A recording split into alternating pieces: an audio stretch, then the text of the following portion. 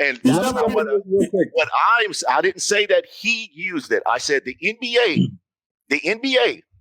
recognizes LeBron James' privilege, and LeBron James is not going to be punished like he had punished Lou Williams. Not going to. It's not going to happen. Real quick. Yes, real quick. Gil. Yes, sir. What you're describing, right, is not LeBron James' privilege. That's big. That's star privilege. Exactly. That's what that is. How does that come into a black man just because he plays basketball? Oh, no. That, being a black man and playing basketball and being LeBron James, that's a different situation. This has nothing to do with him being black. This has everything to do with him being If you go back to what Jason Whitlock that you backed up, that is what he was saying. This is the reason. The reason why I don't like Jason Whitlock. All right. Okay. Like I got into it with the Hodge twins, just like I get into it with all of these people that are paid to do certain things. People like Jason Whitlock, their job, right? And this is just what it is. His job is to say negative things about black people, about black athletes, about black causes that other people want to say, but can't say for fear of getting in trouble. So what he does is he's essentially that talking black head. So that is black privilege because you make them, because a person is afraid. Yes. Listen, if a white man is afraid, hold on. If a white man is afraid to engage in a racial conversation for fear of being called a racist. If he has that fear, that is a privilege to the black race. Because you can use the race card anytime you want, Shane. Let me correct this though. Let me jump in here, right? There is a difference, right? Like everybody wants to talk about cancel culture. No, this is consequence culture. That's what this is. For hundreds of years, people got to say whatever they wanted with no repercussion. You can do whatever you want, say whatever you want, treat people however you want. And now, so why does it make it right? Wait, hold on. Why does it make it right now? It's not about right and wrong. It's just about so it shouldn't be happening, period. It shouldn't be happening, period. This is about on either side. Behavior. Wait a minute. Stopping behavior. And there is a difference. Hold on. We can't make people fear. You said your whole thing, and I didn't jump over you. You said your whole thing about LeBron. I didn't jump over you. Yes, right? Go ahead, Shane. Go ahead, Shane. Go ahead. I'm sorry.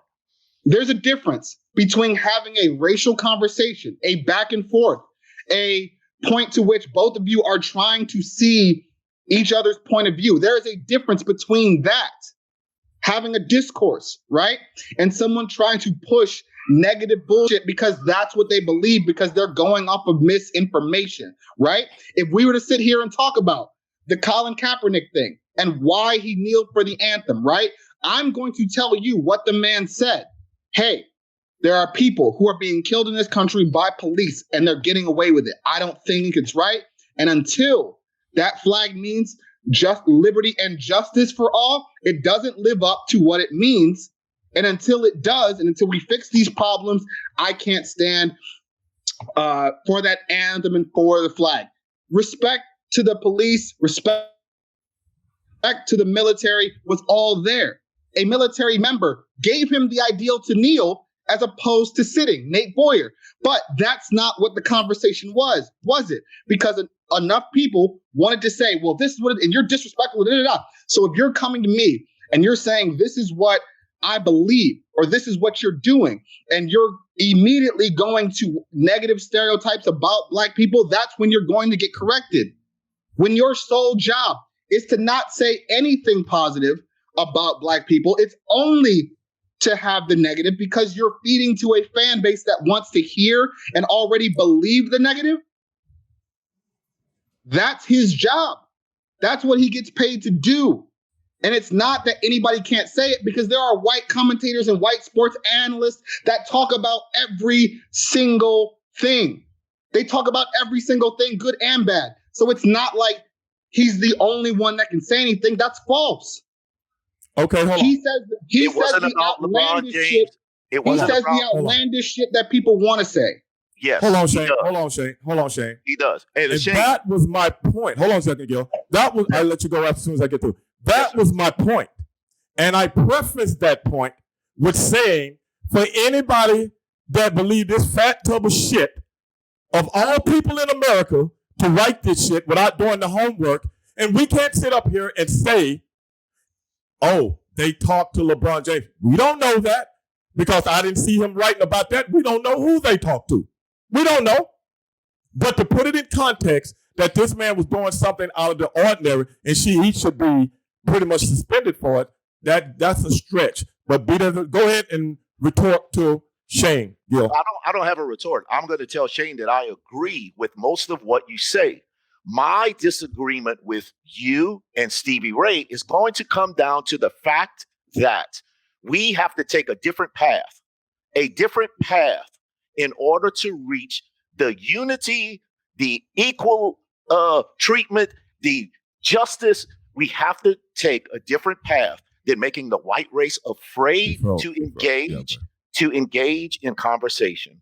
And right now, the white race, most white people are afraid to engage in the racial discourse that's needed for us, for everybody to be on a better playing field. Now, the younger generation is overcoming that. Those young kids today, they're overcoming it by a better majority than 20, 30, 40-year-old, 50-year-old men. Okay, wait a minute. Hold on. We're getting off track right here. That's not what the discussion is right now. I don't need an edification of what we need to do as black people and white people, okay? I don't think any of us are qualified for that. Let's just stick to the point right now. So okay? LeBron James privilege. LeBron James privilege. Right. I believe LeBron James privilege exists. That's what started all of this. And you're basing that on what? I'm basing it on the fact that LeBron James is LeBron James and Matt Schaefer is the third string point guard in Toronto. They're going to be treated different. Well, that's what I'm saying. Everything that you're talking about is an assumption because LeBron James has never. Oh, well, okay. Well, then give me some concrete evidence of it then. Shane, do you believe LeBron James and I ain't talking about belief. I'm talking about concrete evidence. I'm talking about my belief, and I can't be incorrect. Okay, then you might believe in the devil, but what does that have to do with this conversation? Wait. Hold on, though. Because you got to put this in what context. I'm keeping it in context. Yes. Right. That's what I'm telling Gil. You got to put this in context of what you're trying to talk about, right? For example, does LeBron James maybe get more foul calls than other people? That maybe I'll agree with you there.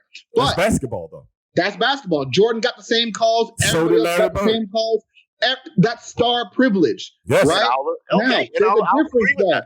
Now, but do I think that LeBron is held to a different standard of behavior? Yes. But not in a positive for him. I think he's held to a stricter standard because he's LeBron James. And I don't believe that. I say because he's never been because he's the face of the league. Exactly. Because he's got everybody on him. Because he's the brand ambassador to all these different places. He can't move like everybody else. That's my point. And I believe the opposite. I believe he gets more allowances than anybody else. But you can't bring up one single solitary incident.